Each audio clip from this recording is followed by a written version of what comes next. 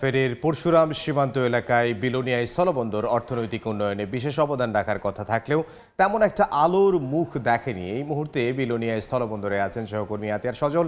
বিস্তারিত জানতে সরাসরি যাব তার কাছে। সজল, ফেনীর যে সীমান্তবর্তী উপজেলা পরশুরামের যে স্থলবন্দরটি রয়েছে তার নাম হচ্ছে বিলোনিয়া স্থলবন্দর।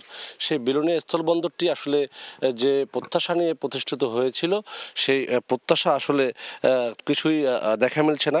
এবং আপনাকে যদি বলি, এটা একটি একমুখী এবং ভারতের স্বার্থ রক্ষার একটি মাধ্যম হিসাবে এখন চলমান রয়েছে।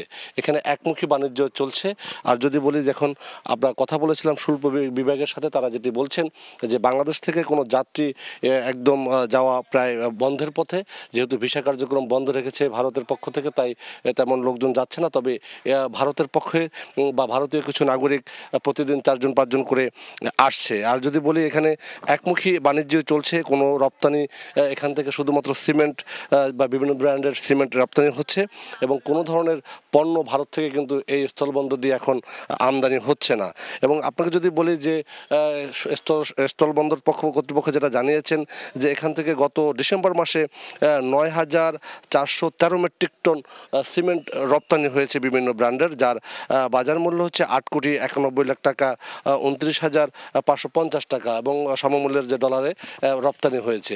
এবং কোনো ধরনের আমদানি কিন্তু এই বন্দর দিয়ে আপাতত হচ্ছে না বলে তারা আমাদেরকে জানিয়েছে। আপনাকে যদি বলি, 2019 সালে বন্দরের যে 2008 সালে বিলোনিয়া স্থলবন্দর চালু হয়, কিন্তু চালু হওয়ার পর থেকে আমদানি ও রপ্তানি স্বাভাবিক থাকলেও 2019 সালে বন্দরের অবকাঠামো নির্মাণ কাজ শুরু হলো বিএসএফ এর কাজে কিন্তু বাধা দেয় এবং যার কারণে বেশ কিছুদিন বন্ধ ছিল।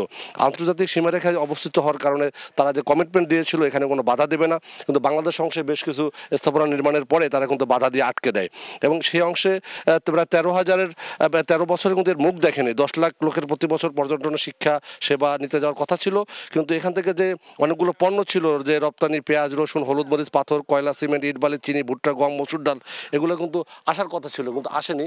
এবং এখান থেকে কিন্তু সব মিলিয়ে এই যে স্থলবন্দরটি কিন্তু ভারতের স্বার্থেই ব্যবহার হচ্ছে। এই স্থলবন্দরে যে বাংলাদেশে কোটি কোটি টাকা ব্যয় করে বিভিন্ন স্থাপনা নির্মাণ করা হয়েছে, তা কিন্তু বাংলাদেশের কোনো স্বার্থে আসছে না বলে স্থানীয়রা বারবার এটা অভিযোগ করে আসছে এবং তারা চান দ্বিমুখী বাণিজ্য চালু হোক, সত্যিকারের যে উদ্দেশ্যে এটি যাত্রা শুরু করেছিল তার জন্য বাস্তবায়ন হয়। এই ছিল আমার কাছে স্থলবন্দরের সবশেষ। ফেনী থেকে সহকর্মী আতিয়ার সজল।